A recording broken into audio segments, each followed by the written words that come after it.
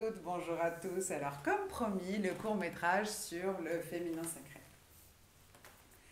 Je vous avais fait un court-métrage également, 7 minutes de féerie pour le masculin sacré, et il était normal de faire la réciproque. Euh, donc, aujourd'hui, je prends le temps de poser les mots sur ce que représente à mon sens le féminin sacré. Je ne détiens aucune vérité absolue. Chacun est maître de son propre mode de pensée et de son propre sort, par conséquent. Et il va de soi que le féminin sacré tente à ressembler à ce que j'ai expliqué sur le masculin sacré. Je m'explique.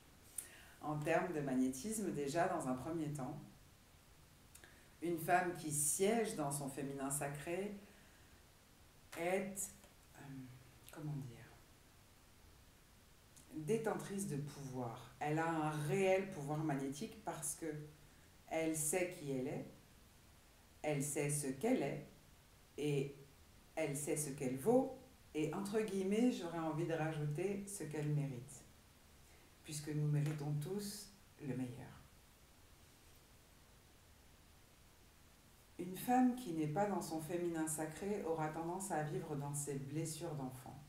Les 5 blessures qui sont la trahison, le rejet, l'humiliation, l'abandon et l'injustice. Donc, dans diverses proportions, dans chaque blessure, mais elle sera dans ces blessures, ce qui fait qu'elle attirera à elle systématiquement des hommes qui ne sont pas dans leur masculin sacré non plus et qui viendront lui faire travailler ces blessures. Lui faire travailler, lui faire saigner, c'est-à-dire continuer à enlever les croûtes de ses blessures pour qu'elles continuent à suinter. Donc, dès lors qu'une femme siège dans son féminin sacré, premièrement, elle n'attire plus ce genre de personnage, puisque elle-même n'accepte plus, ne tolère plus de ne pas avoir en face d'elle un être aussi incarné, aussi ancré et aussi détenteur de pouvoir que ce qu'elle peut l'être elle-même. La femme qui siège dans son féminin sacré, dans son trône de déesse, dans son trône de reine, aime sa féminité, elle l'assume. Elle a dépassé les critiques d'une mère castratrice ou destructrice qui aurait pu lui dire tu es trop ceci ou pas assez cela. Elle a dépassé la concurrence avec d'autres femmes parce que elle est consciente que notre mère, la terre, a mis au monde des femmes pour qu'elles soient entre elles comme des sœurs, de la même façon que les hommes entre eux comme des frères. Et les femmes qui siègent donc dans leur féminin sacré sont en adéquation avec la féminité des autres femmes. Elles ne sont plus dans le concours, dans la rivalité, ni moins dans la critique. Et quand elles sentent que, en face, d'autres femmes ne sont pas dans leur siège de féminin sacré, alors elles prennent leur distance simplement parce qu'elles ne sont ni dans la concurrence, ni dans la compétition, ni dans la comparaison.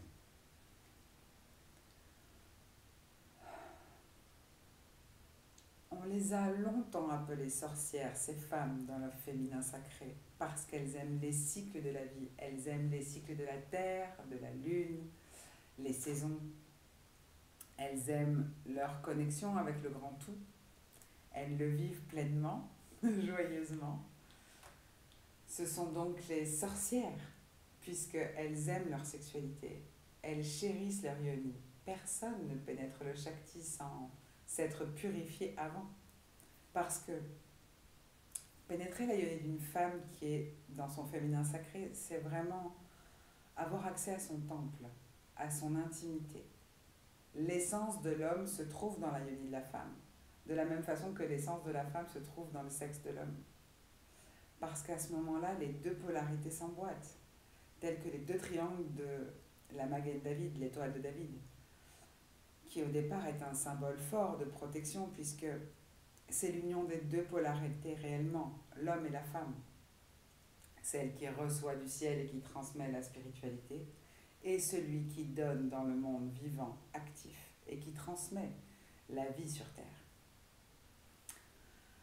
Donc, une femme dans son féminin sacré est une femme accomplie. C'est une femme qui est autonome. Elle n'a pas besoin d'appartenance. Elle n'a pas besoin de dépendance.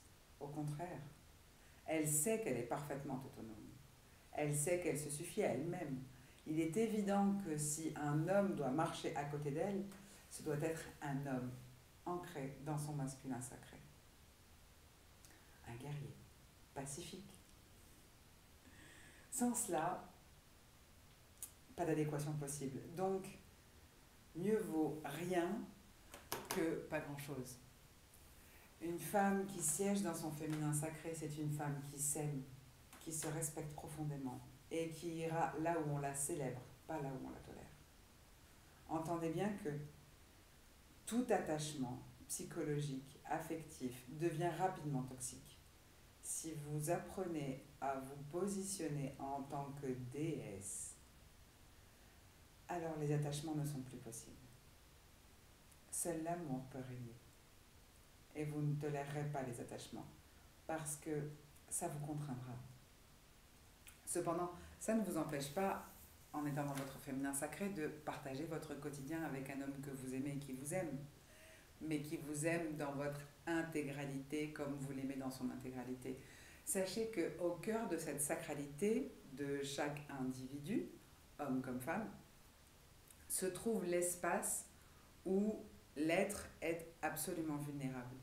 Parce qu'au cœur de cet endroit, le sexe de l'homme et le sexe de la femme sont enfouis la peur du rejet, de l'abandon et d'y être agressé ou blessé. Et donc, dans le cheminement pour apprendre à rejoindre son partenaire dans son masculin sacré, la femme doit d'abord apprendre à explorer son intériorité pour pouvoir ouvrir sa yoni, son temple. Votre yoni, c'est comme le creuset alchimique. Il a besoin d'écoute, de tendresse, parce que sans écoute et sans tendresse, il peut s'ouvrir lentement et sereinement à la puissance du masculin sacré, parce que tout empressement, jugement, critique sont de réels poisons. Et ça referme immédiatement les portes du temple. Les hommes qui ne sont pas dans leur masculin sacré, qui s'approchent de femmes qui sont dans leurs blessures et qui ne sont pas dans leur féminin sacré, vont critiquer, vont détériorer l'image que vous avez de vous-même. Et comme vous n'êtes pas intouchable, et comme vous n'êtes pas dans le détachement, et comme vous n'êtes pas libre dans votre tête de tout attachement, alors ça rentre dans vos blessures. Venez, venez et réveillons ensemble votre féminin sacré. Je vous embrasse mes chères sœurs. Bonne journée. Bye bye.